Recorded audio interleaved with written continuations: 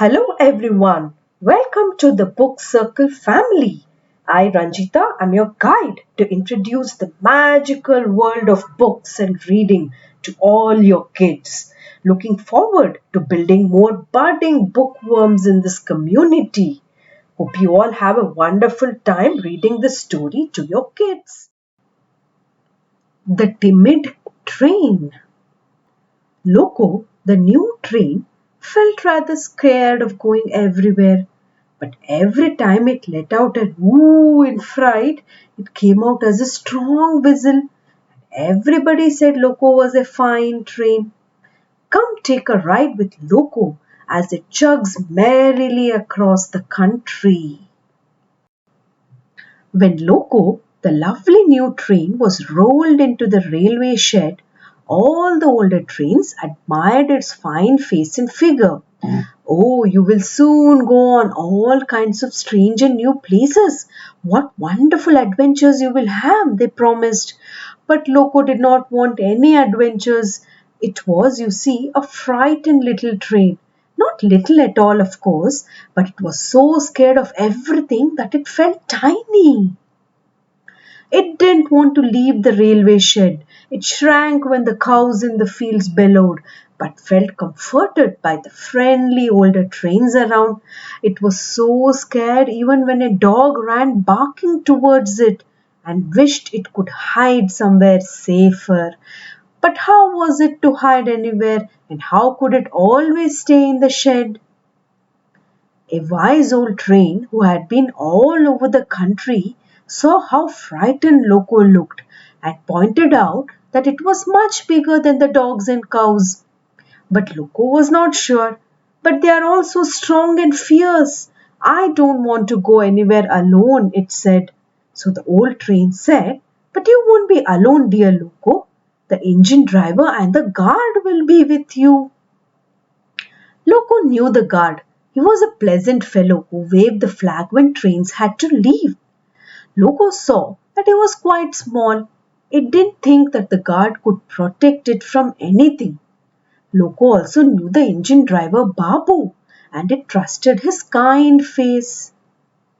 Soon the big day arrived when Loco was rolled out of the yard for its maiden journey. Loco was to go all the way across from Tamil Nadu near the sea to Jammu next to the mountains. Babu, the engine driver, pushed some buttons and twisted some knobs, and off chugged Loco from the station, its heart in its mouth. Ooh, it cried in fright. But what do you suppose happened? It came out sounding exactly like a sharp train whistle. Some miners pecking nearby quickly flew off cackling, and as it thundered on, off flew all the crows and sparrows and other birds perched on wires along the railway track in great fright. Loco was really surprised that anybody could be frightened of it and laughed. At once the ground shuddered and the dogs nearby took to their heels. Soon Loco was far from its home. Seeing a big bull sitting on the track, Loco was so scared that it let out a piercing shriek, "Ooh!" And the bull lifted its tail and sprang away, its legs flaying about wildly as it ran for dear life. Loco could hardly believe that such a big, powerful creature could be afraid of it, a mere train. It felt much braver and decided that now it wouldn't even fear lions and tigers. But guess where Loco had to go next? Deep inside a dark cave in the mountains. Babu the driver didn't even flinch as he merrily punched some buttons to switch on the engine lights. But Loco was horrified. "No, I don't want to go in there," it wailed. But it just came out as a great long whistle. Through the deep, dark cavern hurled dear Loco, its great beams lighting the pitch-black tunnel.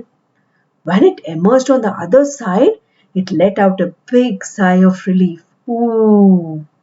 It came out as another long whistle, of course, but then it was never afraid of anything anymore.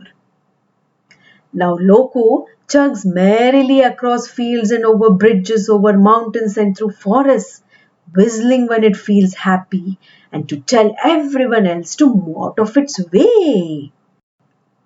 So, kids, did you see how Loco overcame its fear of the dogs and the birds and the cow and the deep dark cave by finding courage within itself?